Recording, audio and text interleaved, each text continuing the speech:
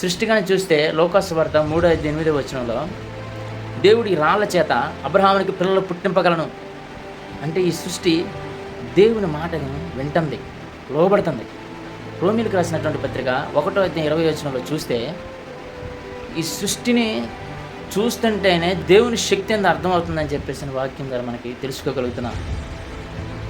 సమస్త జీవ జలరాశులు ప్రతి ఒక్కటి భూమి మీద ప్రకృతి అన్ని దేవుడికి లోబడే రీతిగా ఉన్నాయి.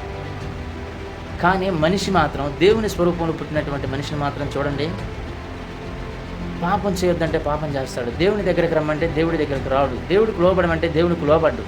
అసలు దేవుని స్వరూపంలో ఉన్నటువంటి మనమే కదా దేవుడికి ఎక్కువగా లోబడాల్సింది. ప్రతి ఒక్కటి సమస్యలో లోబడుతున్నప్పుడు మరి మనం లోబడిపోతే ఎలా?